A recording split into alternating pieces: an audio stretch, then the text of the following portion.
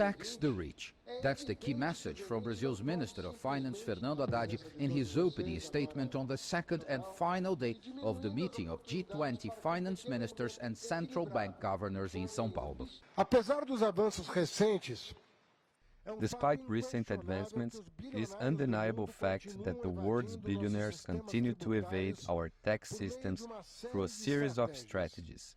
The latest report from the EU Tax Observatory on tax evasion demonstrated that billionaires pay an effective tax rate equivalent to between 0 and 0.5% of their wealth. Haddad says the plan is to introduce a draft proposal for a global taxation on the super-rich at the next meeting of the G20 financial leaders in late July in Rio de Janeiro.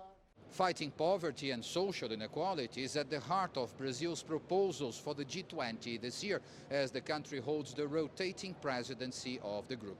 And so far, strategies on taxation have been receiving a lot of attention from Brazilian officials as a key means to achieving their goals. But despite efforts to keep the meeting on track discussing finance, it was impossible to keep the geopolitical tensions out of the mix, as suggested in the words of the German Minister of Finance, Christian Lindner.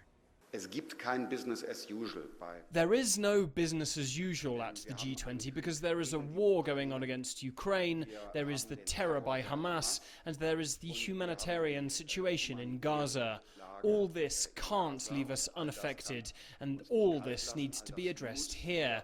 We were against leaving these issues off the agenda.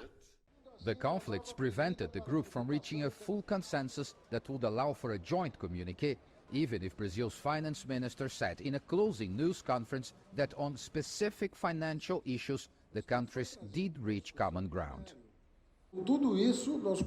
We almost reached a wording even on the topics of global security, despite the difficulties of the meeting of foreign ministers last week. We still made efforts to arrive, even if it was just a brief note on the topic, so that we could release the statement.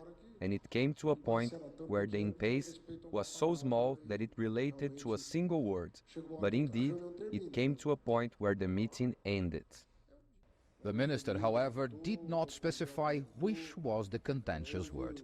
Fighting poverty and social inequality are huge tasks that Brazil is proposing to the G20, but the global security concerns seem to not only make it harder to solve these problems, but even to discuss them as well. Paulo Cabral, CGTN, São Paulo.